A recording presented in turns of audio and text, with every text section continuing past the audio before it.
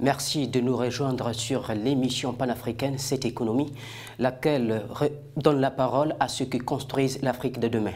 Une Afrique qui aspire à l'émergence économique, une émergence qui passe ou repose sur un ensemble d'initiatives économiques. À propos d'initiatives, nous parlerons aujourd'hui d'agriculture, d'entrepreneuriat agricole et de développement rural. Nous recevrons justement à ce titre M. Léandre Bouloubou, coordonnateur général du programme GRAIN, un partenariat public-privé au Gabon qui veut dynamiser, doper la production agricole nationale. Monsieur Léandre, merci d'avoir une fois de plus répondu à notre invitation. Vous êtes coordonnateur du programme GRAIN et GRAIN est un partenariat public-privé au LAM État gabonais. Je remercie Canal 7, je remercie votre émission de m'inviter sur ce plateau. Et donc, effectivement, comme vous l'avez dit dans votre propos liminaire, le programme GRAIN est un vaste programme agricole et agro-industriel qui vise et qui fait d'abord partie d'un grand plan qu'on appelle le plan stratégique Gabon émergent, qui a un pilier fort qu'on appelle Gabon vert. Et donc c'est un sous-programme, c'est un programme qui rentre dans le cadre du plan Gabon vert. Et Gabon vert lui-même est un pilier du plan stratégique Gabon émergent, puisque vous avez parlé de l'émergence des pays africains.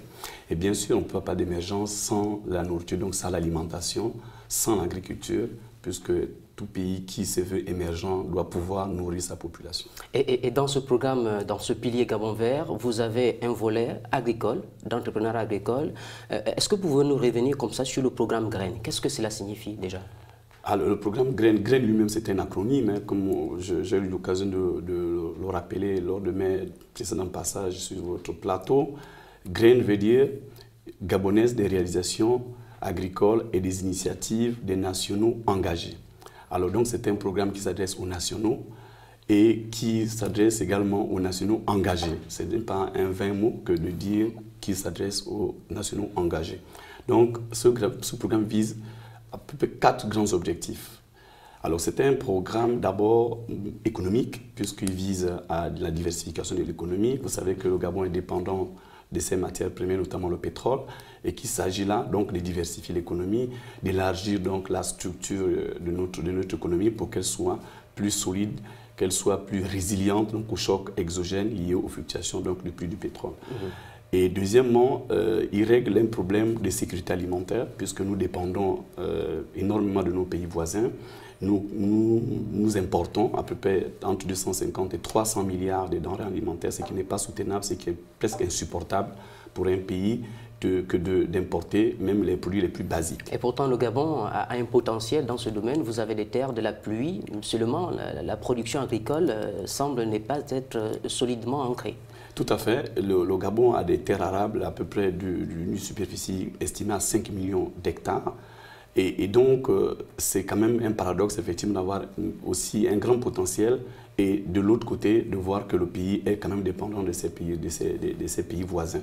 Et donc, ce paradoxe qui a amené le chef de l'État, son Excellence Ali Bongo Ondimba, à pouvoir mettre en place donc, ce vaste programme qui vise non seulement la diversification de l'économie, mais aussi la sécurité alimentaire, mais également un problème qui est récurrent maintenant un peu dans tous les pays africains sur le chômage des jeunes qui a atteint des limites presque intolérables pour certains, beaucoup de nombreux pays, et notamment en Afrique. Les jeunes ne trouvent pas de l'emploi au sortir des diplômes, de sortir donc de la scolarité universitaire, d'autres qui sont déscolarisés, donc qui n'ont pas pu justement avoir des diplômes et donc de faire un cursus acceptable, sont aujourd'hui un peu laissés pour compte.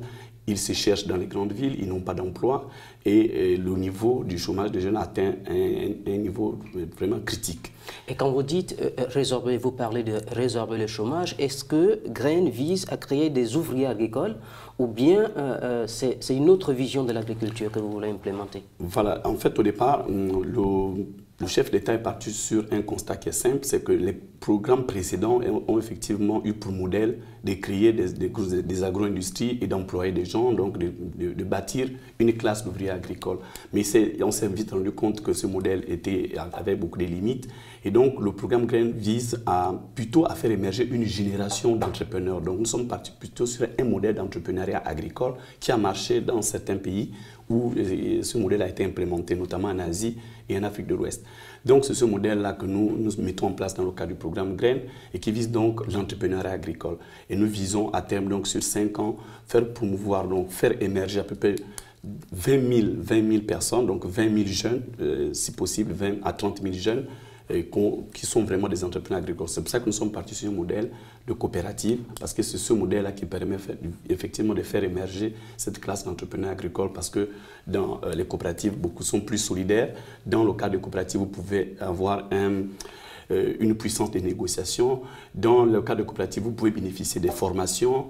Et dans le cadre de coopérative, vous avez un certain nombre d'acquis qui vous permettent effectivement après de vous lancer dans l'entrepreneuriat. Si vous voulez être un entrepreneur individuel, mais vous avez au moins acquis un certain nombre de compétences. Monsieur Bouloubou, nous allons tout à l'heure aborder le volet purement agroéconomique du programme Grain. Mais auparavant, est-ce que vous pouvez nous présenter les différents partenaires?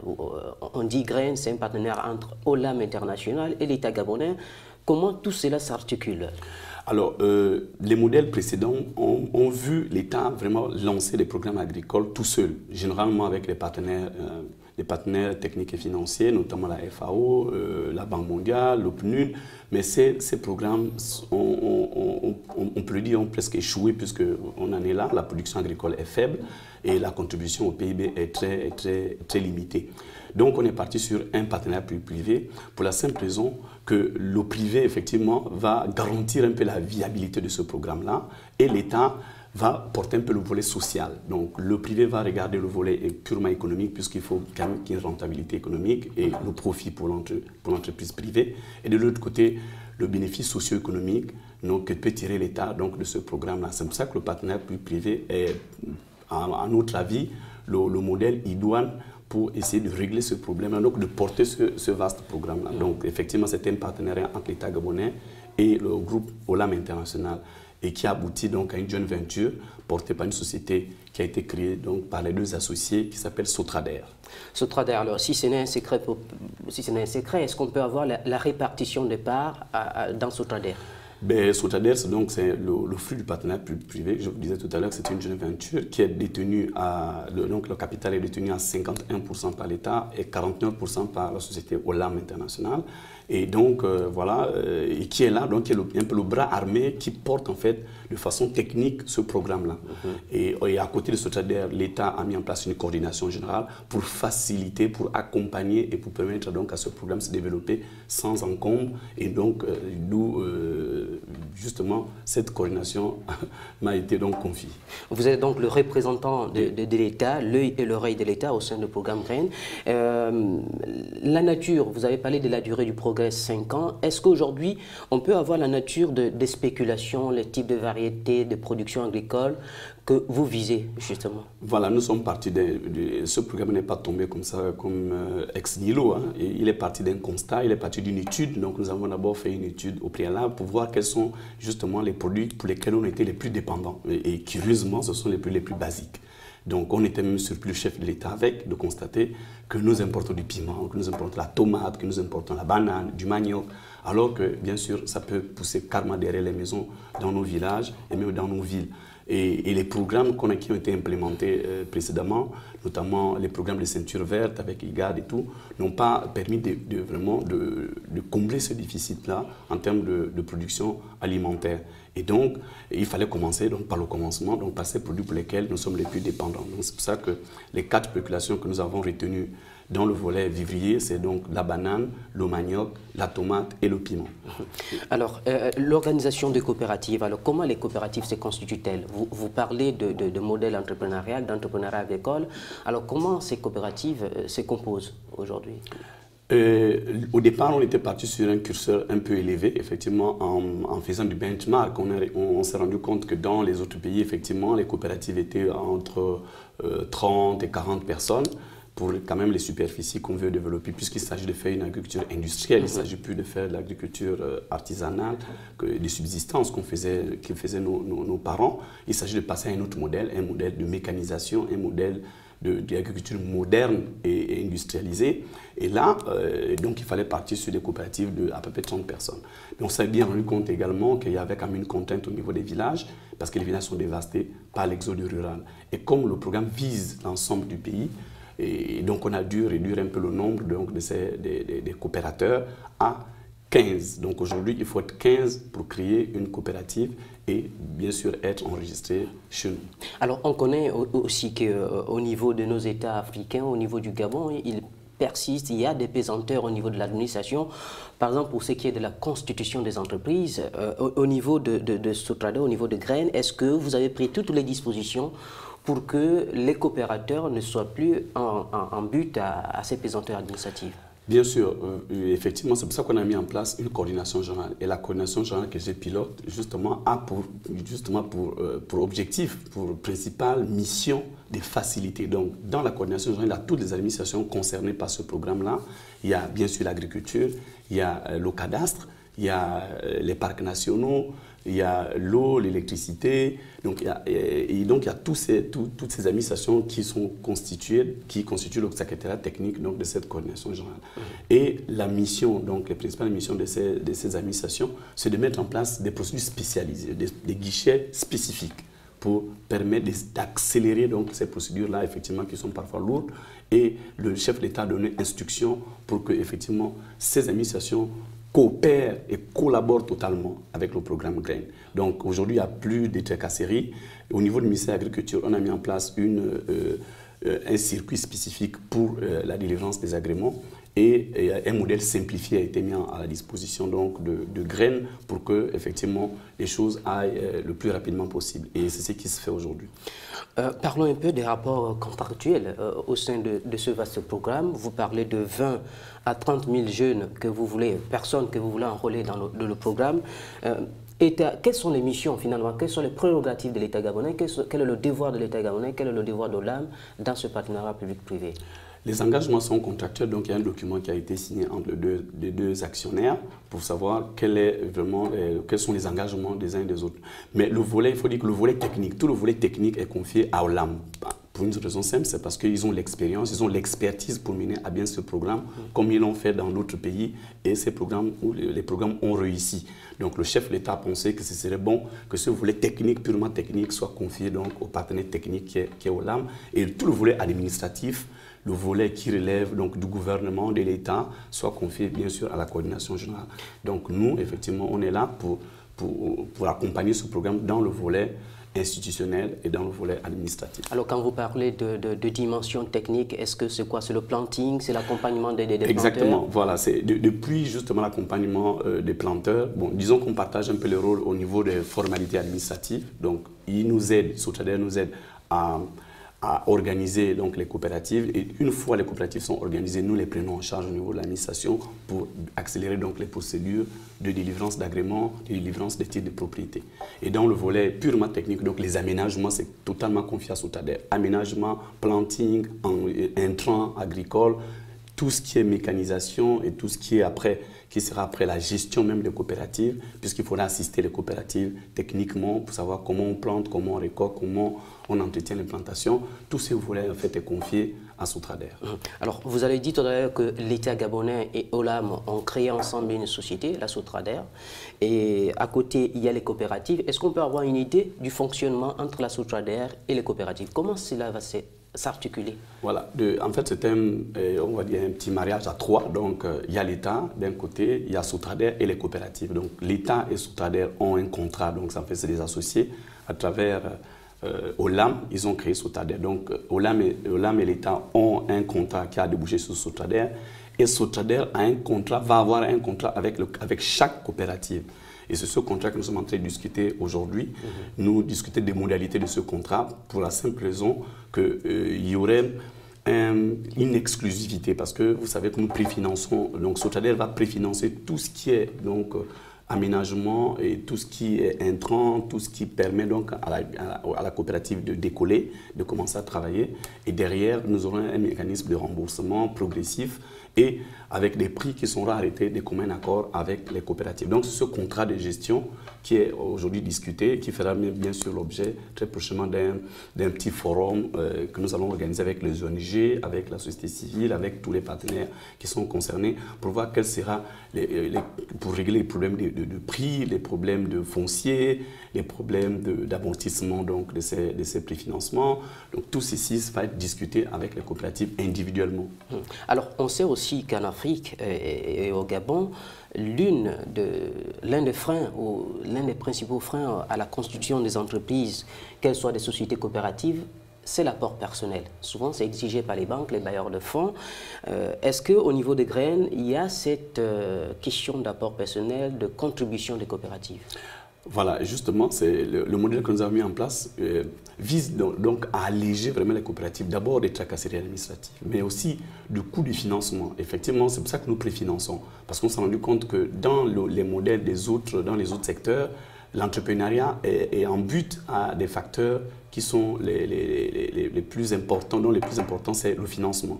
Alors, les gens ont du mal à avoir un financement de la part des banques, et parce que les banques exigent justement des garanties, des avalistes, des cautions, des garanties et tout ça. Donc, le modèle que nous implémentons fait fi de tout ceci. Donc, Sotrader, en fait, prend en charge tout ce qui est, financement, et donc préfinance tout ce qui a comme dépenses à effectuer sur une coopérative et c'est fait rembourser sur la base des productions. Voilà, alors, on sait aussi qu'aujourd'hui, l'Afrique s'urbanise de plus en plus. Il y a un développement des centres urbains, des villes. Tout le monde, on va dire, veut vivre en ville. Est-ce que vous pensez que la route, l'habitat, etc. ne vont pas constituer des freins au retour à la terre? Voilà, justement, le programme Grain, comme je disais au départ, en fait, avait 4 grands objectifs. Et l'un des objectifs, effectivement, c'est de rééquilibrer un peu le territoire en termes de développement. Donc, c'est pour ça qu'on parle de développement rural, puisque Sotrader, effectivement, c'est la société de transformation agricole et développement rural. Donc, c'est un volet qui est très important. Donc, c'est un programme qui est intégré à la fois, il y a le volet économique, mais il y a le volet aussi social et développement et aménagement du territoire. Donc, parce qu'on s'est bien rendu compte qu'effectivement, les villes sont surpeuplées et qu'il est question pour Grain de faire en sorte que le surpeuplement, donc le surplus de population, notamment les jeunes qui sont sans emploi au niveau des villes, essayent de faire le mouvement inverse, d'aller vers l'arrière-pays pour revitaliser ces zones-là, pour réoxygéner un peu toute cette population active dans le secteur agricole qui est aujourd'hui, il faut le dire, vieillissante, et pour décongestionner donc les villes dans lesquelles il se pose effectivement le problème d'urbanisation. Donc voilà un des objectifs que Grain vise. Et si on n'a pas atteint, bon, bien sûr, il y a des préalables. Les préalables, effectivement, c'est l'accompagnement qu'il faut mettre derrière, puisque bien sûr, les jeunes n'iront pas comme ça.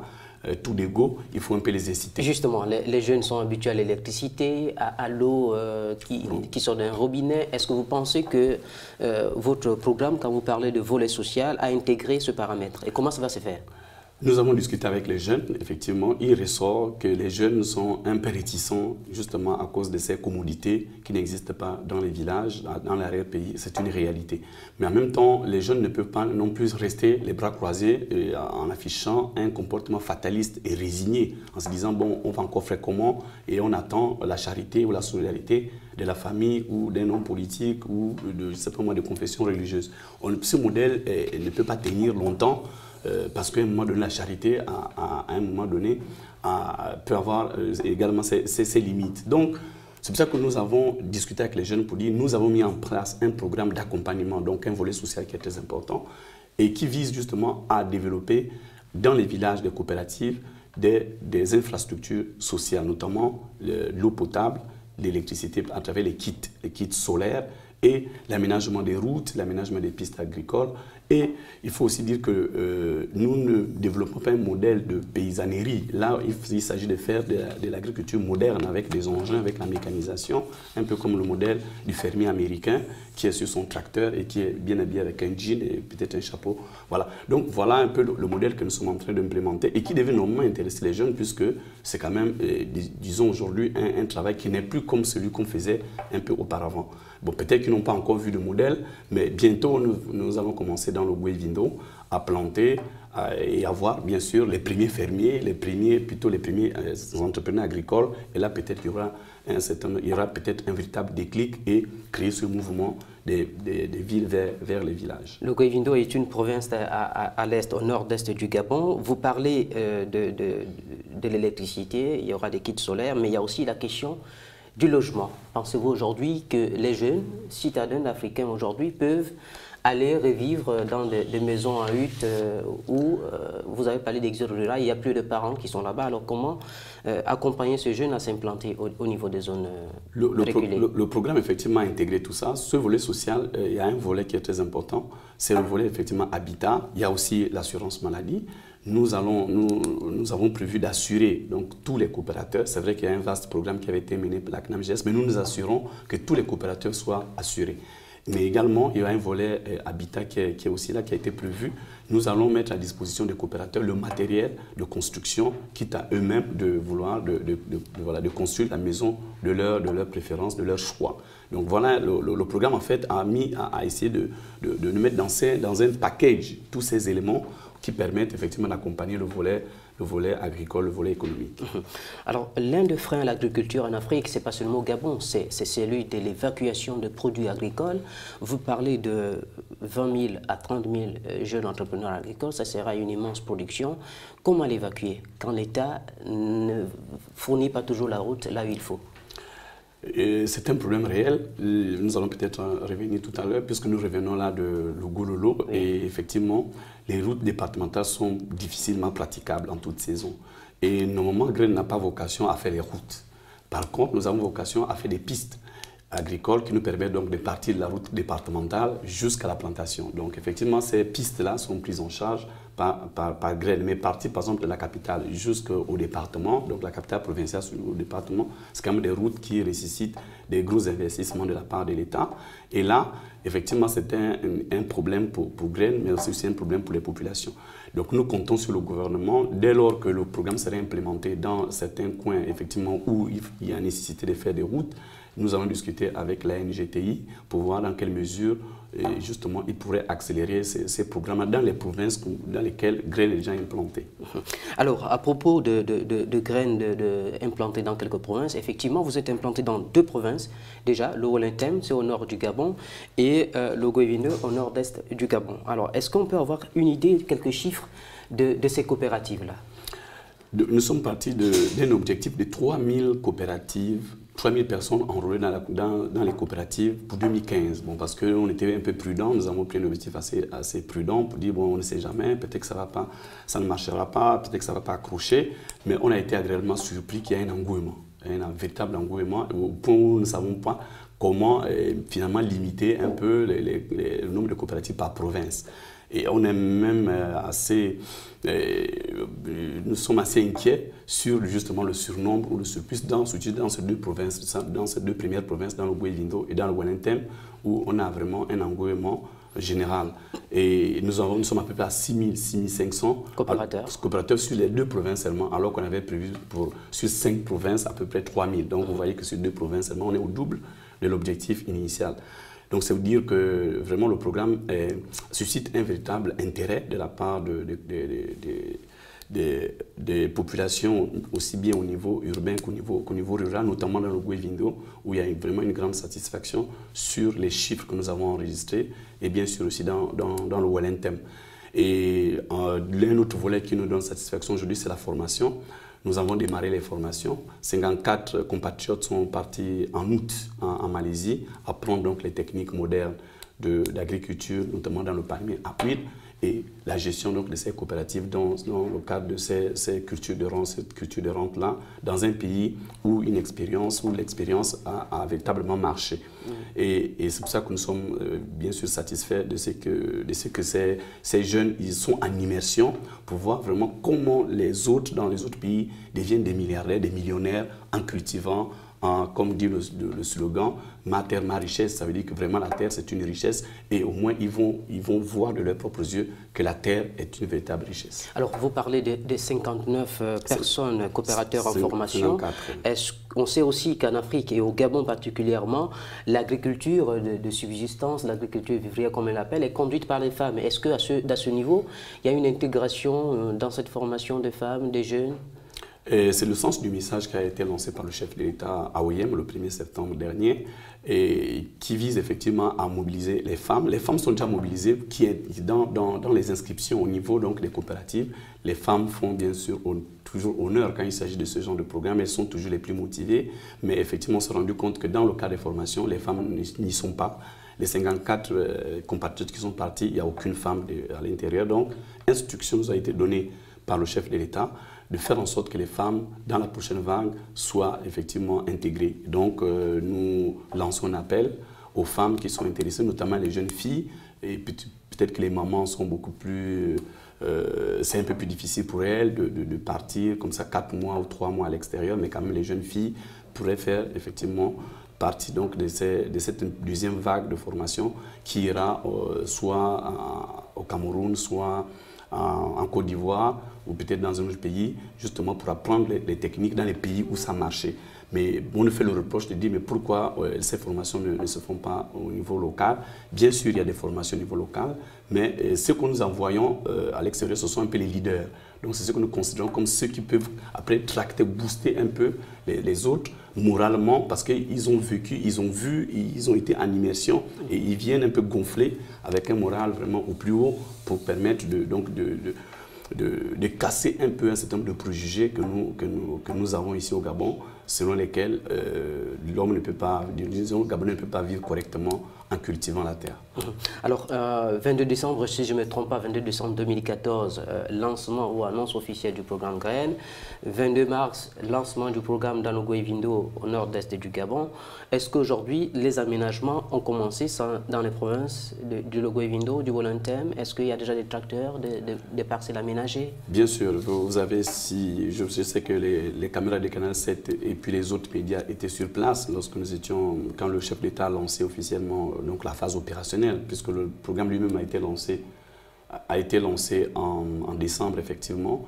Les aménagements ont commencé. Le chef d'État lui-même allait se rendre compte de l'état d'avancement de ces aménagements dans les sites que nous avons identifiés. Les aménagements se poursuivent aussi bien dans le Wolontem que dans le Ogooué-Vindo. Nous sommes en phase presque de planting, donc bientôt on va recevoir les semences et peut-être au mois de novembre, on va commencer à planter dans ces deux provinces-là.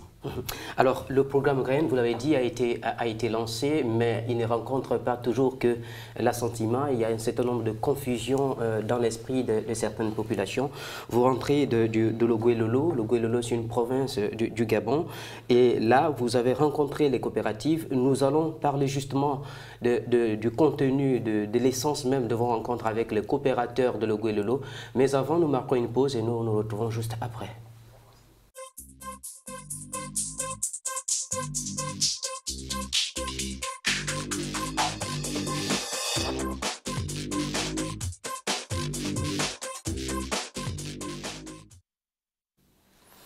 Voilà, vous nous retrouvez. Merci de nous rejoindre sur cette économie, l'émission panafricaine, vous savez, qui donne la parole aux acteurs qui construisent l'Afrique émergente de demain. Ce soir, aujourd'hui, nous recevons M. Léandre Boulobou, coordonnateur général du programme Graines, un vaste partenariat public-privé entre OLAM et l'État gabonais. Ce programme vise justement à booster la production agricole nationale à travers les sociétés coopératives. Vous rentrez de l'Ogooué-Lolo. L'Ogooué-Lolo, c'est un peu, on va dire, au centre-sud du Gabon. Vous avez rencontré les populations. Quelle était la perception du projet?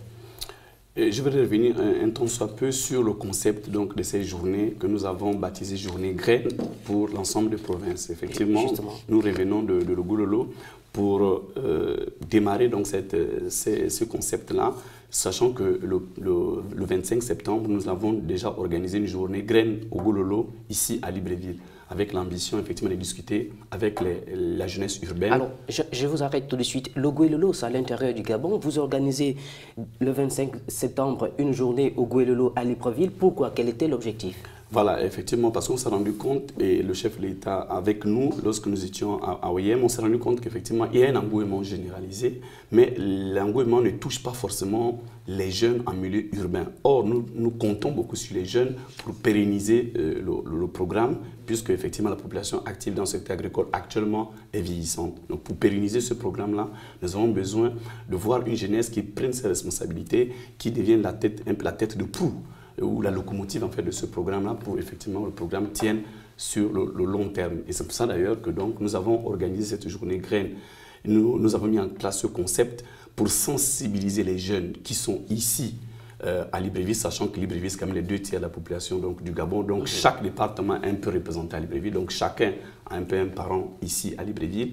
Et donc discuter avec l'élite, avec les cadres, avec les étudiants, mais aussi avec les plus concernés, donc les jeunes déscolarisés sans emploi et qui se cherchent ici au niveau urbain.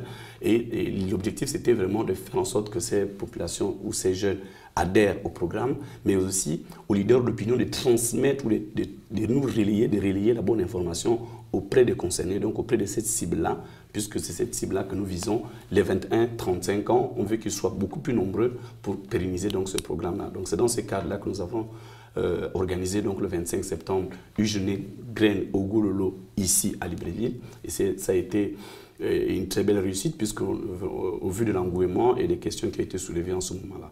Et après, nous nous sommes rendus donc à Poulamoutou et à Lastourville pour discuter avec les coopératives, donc avec les acteurs même qui sont sur le terrain, pour recueillir les avis, pour échanger sur l'enjeu de ce programme-là pour les populations, pour l'État, mais aussi pour la province. Et donc, l'objectif était effectivement de recueillir un peu les avis de ceux qui pratiquent l'agriculture aujourd'hui et qui ont certainement une bonne expérience et qui pourraient effectivement nous aider à travers leurs orientations, rectifier ce qui peut être rectifié pour faire en sorte que le programme soit approprié par les principaux participants. Et donc, c'est vraiment ce devoir de pédagogie, c'est cette communication de proximité que nous avons voulu mettre en place pour échanger sans tabou sur toutes les questions qui relèvent de ce programme-là. Justement, nous allons aborder quelques questions, mais quelle a été, selon vous, la perception de graines au Gololo par les populations? Nous sommes arrivés dans un contexte, effectivement, où beaucoup de projets agricoles ont été implémentés dans cette province qui n'ont pas forcément abouti à des résultats heureux. Et dans un contexte aussi un peu, un contexte politique, dans lequel les populations, en fait, reprochent un peu à l'État de ne pas avoir tenu telle ou telle promesse. Donc, en fait, nous sommes arrivés dans un contexte un peu de découragement. Les populations sont un peu démotivées, découragées par un certain nombre donc, de choses qui n'ont pas été réalisées dans la province. Et donc, l'objectif pour nous, c'était effectivement de recadrer d'abord le programme GREDOC, de le remettre dans le contexte national et montrer aux populations que c'est effectivement une opportunité qui permettrait peut-être aussi de régler les autres problèmes qui n'ont pas été pris en compte ou pour lesquels l'État n'a peut-être pas suffisamment de moyens aujourd'hui de prendre en charge. Donc c'était une occasion pour nous de les sensibiliser pour qu'ils adhèrent donc à ce programme-là qui pourrait être effectivement un levier, c'est peut-être un levier pour déclencher d'autres projets qui sont peut-être aujourd'hui en cours de réalisation, mais qui n'ont pas connu une accélération véritable. Alors, parmi les questions soulevées par les populations, il y a justement cette question de confusion dans la conduite de projets. On annonce aux populations un certain nombre de projets. Est-ce que là, vous êtes victime, vous, quand je dis vous, c'est graines, vous êtes victime du fait qu'il y a un certain nombre de projets, des communications qui vont dans tous les sens et qui, finalement, au lieu de créer l'espoir, découragent les populations? Et tout à fait. On s'est rendu compte que donc le concept a été une bonne chose. C'est pour effectivement lever les équivoques. Ça nous a permis de lever, de dissiper un certain nombre de malentendus et de mettre un peu de lumière dans un certain nombre parce qu'il y avait effectivement des confusions véritables entre plusieurs projets qui se chevauchent. Et c'était bien effectivement d'échanger avec les populations pour recadrer tout ça et pour montrer la spécificité donc, des graines par rapport au projet précédent ou les projets en cours. Donc ça nous a permis effectivement de nous rendre compte que entre les programmes effectivement, qui sont lancés par l'État, comme le FNAS, comme l'IGAD, comme, je ne sais pas moi, la le BAD, projet BAD. voilà, le projet BAD qui a été lancé par un partenaire qui est très important pour l'État. Les populations ne se retrouvent pas et donc c'était un unième programme. Donc nous amenons Graines et dans un contexte où les autres projets n'ont pas forcément marché. Donc effectivement, Graines est un peu victime de cette atmosphère un peu difficile.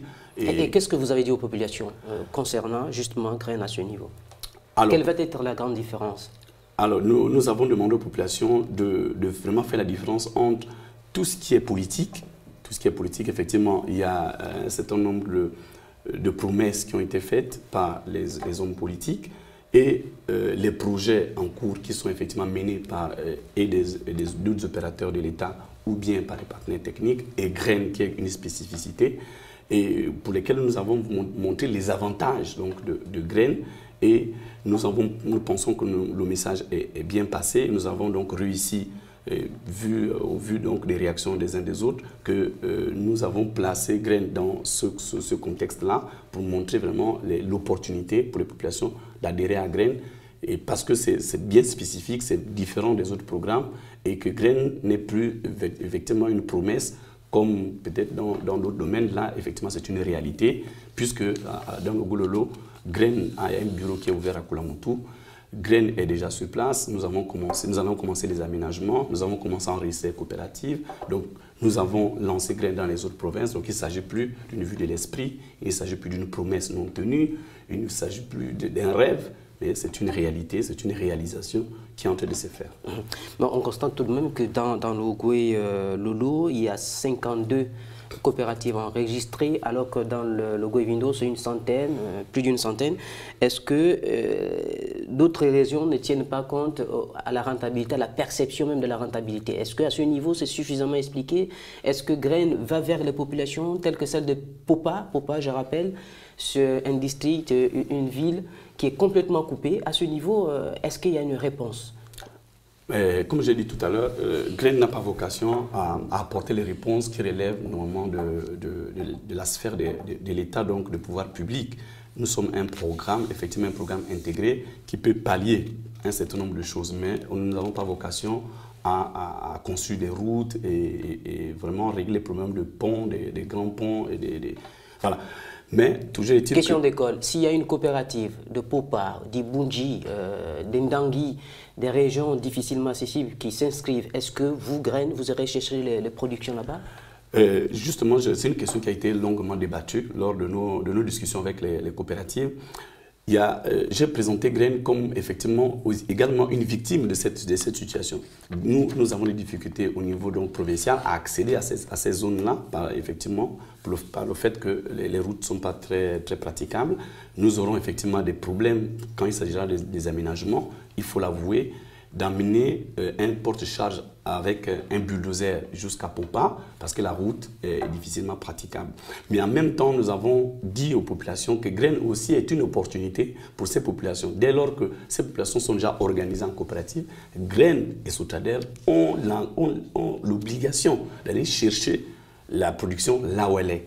Donc, c'est vraiment certainement à Graines, donc à nous, de mettre un peu de pression sur les pouvoirs publics, sur l'Agence nationale des grands travaux, des infrastructures, pour leur dire, mais écoutez, nous avons des coopératives à Popa, nous avons des coopératives à Ibunji, comment nous faisons pour accéder à ces coopératives-là, comment nous faisons pour aller chercher donc, la production là où elle est, sachant que nous avons l'engagement donc, de faire les pistes agricoles. Mais si vous avez suivi lors du New York Forum, nous avons également signé un grand contrat avec Caterpillar pour faire venir 475 bulldozers.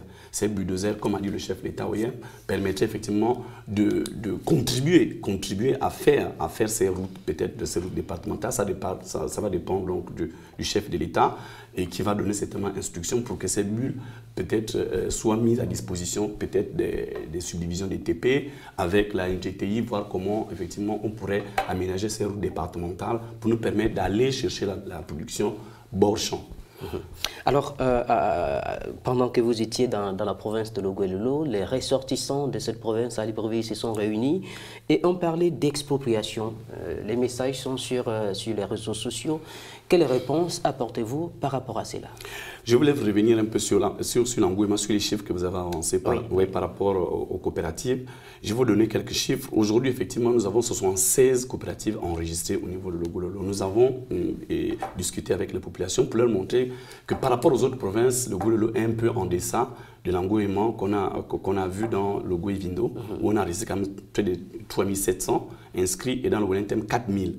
Nous sommes à peu près à 1200, 1100 au niveau de Logouelolo. Ce n'est pas encore perdu. Il y a encore du temps pour se faire enregistrer. Et donc, nous avons invité la population à venir massivement, malgré les difficultés que nous reconnaissons tous et qui sont là, qu'on ne peut pas nier. Mais c'est effectivement, Graine aussi est une opportunité pour mettre la pression, pour permettre effectivement à ces points d'être désenclavés et puis de nous permettre l'accès donc des graines à ces populations-là. Donc sur les 76, on a 59 qui sont enregistrés, dont 22 pour Mouloundou, le département de Mouloundou, 11 pour la Lolo Bouingidi, 12 pour la Lombo Bouingidi et 14 pour le Foué Onoy. Donc vous vous rendez compte déjà que par exemple dans le Foué Onoy, c'est Aïboundji, voilà, il y a quand même beaucoup plus d'engouement par exemple que dans la Lolo Bouingidi qui est normalement autour de Kulamotu où normalement on devait avoir beaucoup plus de coopératives puisque là il n'y a pas de problème d'accès, il n'y a pas de problème de route puisque nous sommes dans la capitale provinciale. Et Mouloundou, effectivement, où il y a beaucoup plus de coopératives, c'est aussi parce qu'il y a l'accès, il y a une route qui nous permet d'aller plus vite à Kulamotu, peut-être qu'à Pana. Mais toujours est-il que, par exemple, pour le Foué-Noy, les gens sont beaucoup plus motivés. On voit qu'ils viennent vers nous. Nous faisons aussi l'effort d'aller vers eux, mais ils sont beaucoup plus motivés, peut-être que les autres qui sont là, qui sont peut-être les premières victimes des projets précédents qui n'ont pas abouti. Et pour revenir un peu à cette polémique au niveau de l'Astroville, effectivement, que nous tous nous avons suivi sur les réseaux sociaux, l'intérêt de la journée Graine était effectivement de débattre de tous les aspects du programme sans tabou. Et c'est pour ça que nous avons invité le 25 septembre dernier tous les ressortissants de Logouelolo. Nous avons fait un tapage médiatique, nous sommes passés ici à Canal 7, nous sommes passés sur la RTG, Gabon Télévision, Radio Gabon, pour annoncer cette journée Graine au Logouelolo ici à Libreville. Donc nous sommes un peu surpris de voir qu'il y a des compatriotes qui malgré tout ne sont pas venus vers nous pour avoir plus de précisions, pour avoir ces informations, avoir la bonne information. Quand on parle d'expropriation, que répondez-vous? Comment ça se passe, le choix des terres et la propriété au niveau du programme? Justement, ça c'est la question du foncier. Et justement, la question du foncier est au cœur de tous les problèmes ou de tous les questionnements que nous avons eus autour pendant nos déplacements et pendant ces journées Graines. Et le foncier, effectivement, il y a des réponses qui sont simples. Il n'y aura pas d'expropriation. Quelqu'un, lorsque nous étions à la Chambre de commerce, a posé exactement la même question pour dire mais est-ce que ce n'est pas une forme un peu masquée, comme ça, d'exproprier les populations? Non, les terres appartiennent aux coopératives. C'est ça le principe. Nous n'aménageons pas les terres qui n'appartiennent pas aux coopératives. Donc la parcelle, c'est la coopérative elle-même qui est légalement constituée, qui vient vers nous pour nous dire bon voilà là où j'ai décidé de faire ma plantation. Et nous, derrière, nous venons avec le cadastre, donc avec l'agence de l'urbanisme, pour faire les relevés topographiques, pour délimiter. Mais avant, nous faisons bien sûr des enquêtes pour savoir si effectivement le site est bien le site de la coopérative, s'il n'y a pas de conflit. Et dès lors que nous sommes à peu près sûrs qu'il n'y a pas de conflit derrière, nous délivrons un titre de propriété. Voilà, donc il n'y a aucune expropriation. Et quelqu'un avait posé la question de savoir, mais nous qui n'avons pas de terre, est-ce que ce ne serait pas bien que Sotrader nous donne des terres? Bon, justement, parce que la terre est un problème qui, même dans certains pays africains, on voit que cette question foncière est au cœur des conflits, presque parfois armés et sanglants. C'est pour ça que nous, on a pensé que dans le programme, mieux vaut que la terre soit donc la propriété des coopératives. Donc, les parcelles, c'est pour les coopératives. C'est pour ça que le titre foncier est au nom des coopératives. Et si effectivement il y a une défaillance, le titre foncier est reversé au domaine public. Ça veut dire que ce n'est pas reversé à Sotrader ni à Olam? Non, ni à Olam, ni à Sotrader. L'article 3, si vous regardez ce qu'on a distribué, si vous prenez une coopérative à Makoukou ou bien dans le Wellington, vous verrez dans le titre qui porte cession donc de cette parcelle à une coopérative. Dans l'article 3, il est clairement dit qu'en cas de défaillance, le titre foncier est reversé au domaine public. Alors donc, vous précisez que c'est la coopérative qui désigne l'endroit pour les plantations agricoles, vous faites les enquêtes, vous faites les délimitations et vous délivrez le titre de propriété à la coopérative. Voilà. Et si jamais la coopérative n'arrivait pas à rembourser pour une raison ou une autre ses charges vis-à-vis des Sotrader, eh bien, la terre revient à l'État. Voilà, mais ce n'est pas seulement une question de remboursement. Si c'est une question de remboursement, effectivement, on peut toujours négocier des échéances, un rééchelonnement. Mais là, il s'agit en fait d'une défaillance liée, par exemple, à l'activité agricole. Par exemple, je prends un cas, si la coopérative ne veut plus faire l'agriculture, mais fait de la spéculation, ou bien, par exemple, cède son titre foncier à une entreprise quelconque pour faire autre chose que l'agriculture, alors que ce n'est pas ce qui est prévu dans le contrat entre Sotrader et la coopérative, en ce moment-là, nous constatons la défaillance avec les services de Sotrader, avec les services de l'État et l'INTUTC. Et en ce moment-là, le titre foncier fait l'objet d'un retour au domaine public. Donc voilà un peu, mais tout ceci est contenu dans le contrat qui lie Sotrader et la coopérative. Dans la coopérative, bien sûr, en signant l'engagement, ce contrat, sera obligé donc de respecter ces engagements-là. Si effectivement les engagements ne sont pas respectés, en ce moment-là, nous dénonçons donc ce contrat et le titre foncier revient au domaine public. Alors, on sait aussi que le pouvoir public lance, en même temps qu'il lance le programme agricole Graines, lance un programme de conservation des grands mammifères, particulièrement les éléphants. Et aujourd'hui, les éléphants posent problème au niveau des zones rurales, au niveau des villages, parce que dévastant les plantations. Est-ce que ce risque aujourd'hui est intégré dans le programme Graines? Est-ce que ne peut pas constituer un facteur de découragement? Tout à fait. Je vais quand même préciser concernant la polémique sur le village, c'est un quartier de la Strovie qui s'appelle Lingoy. Donc nous invitons donc nos compatriotes Lingoy vraiment de se rapprocher de nous pour avoir ces informations-là. Si effectivement il y a encore des zones d'ombre qui ne sont pas précisées, c'est bien effectivement de venir vers nous, vers les responsables pour avoir des précisions. Ce n'est pas la peine effectivement de faire un tapage là-dessus puisque nous avons des réponses à ces préoccupations-là. Nous avons d'ailleurs fait une réunion sur place avec les habitants de Lingoy pour leur montrer que effectivement, dès que nous avons demandé à ces coopératives de se constituer sur le site Querelé et que les 3 coopératives sont déjà constituées, il manque une 4e et que ces parcelles vont être bien sûr restituées, une fois aménagées, elles sont la propriété de ces coopératives-là. Ce n'est pas la propriété de Sotrader, ce n'est pas la propriété de l'AM, ce n'est pas la propriété de l'État. Et donc, pour revenir au conflit homme-faune, il y a un forum qu'on a organisé en juillet, donc le ministère des Eaux et Forêts, qui est partie donc prenante de la coordination générale, pour voir ensemble comment nous réglons son problème, sachant que Graines est aussi une victime de ce conflit, puisque nous allons soutenir donc la mise en place de plantations. Et si ces plantations sont dévastées, bien sûr, Graines et Sotrader vont perdre de l'argent dans ces cas-là. Et donc, c'est une préoccupation qui est réelle, qui est aussi pour Graines, qui est une préoccupation pour le projet, qui est un risque qui est là. Mais nous allons bien sûr essayer de concilier l'objectif de conservation pour lequel le président de la République, chef de l'État, son Excellence Ali Bongo Ondimba, a pris le leadership un peu continental sur la question de la préservation. Ce serait un peu se tirer une balle dans le pied que d'autoriser d'abattre les éléphants qui sont intégralement protégés. Donc il faut qu'on trouve un équilibre effectivement entre le développement agricole et la préservation. Et nous allons commencer à tester la boîte à outils qui nous a été préconisée par la FAO, qui apparemment a marché dans certains pays. Nous allons commencer à l'expérimenter dans le Gouévindo, justement. Là, on va commencer à faire les plantations et on verra ce que ça va donner. Et si nous avons des résultats positifs, nous allons l'implémenter dans les autres provinces. Alors, il nous reste quelques minutes. Est-ce que vous pouvez revenir sur le mot, sur la question du foncier et nous certifier ici qu'il n'y a pas expropriation pour les populations concernant le programme Graines? En quelques mots, tout court. Voilà.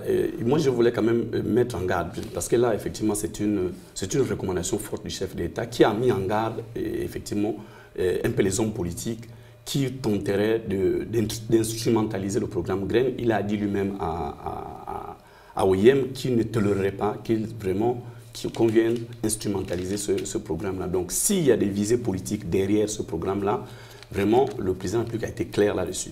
J'ai relayé cette information, j'ai relayé ce message quand je suis parti dans le Goué-Lolo pour dire que Graines n'est pas un programme politique. Ce n'est pas un programme politique. Graines s'adresse à tous les Gabonais et toutes les Gabonaises. Et d'ailleurs, dans le Wellington, nous remercions le maire de l'OIM, M.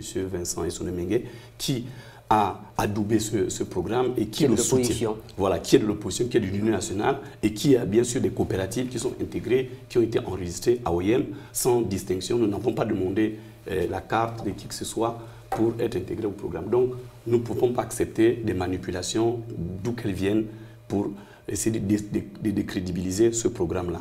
Et donc, si effectivement il y a des soucis, si les gens n'ont pas compris la question du foncier, nous sommes là pour leur donner la bonne réponse. Il n'y a pas, une bonne fois pour toutes, je le répète, il n'y aura pas d'expropriation, il n'y a pas quelque chose, un mécanisme masqué ou caché derrière pour essayer d'exproprier les populations.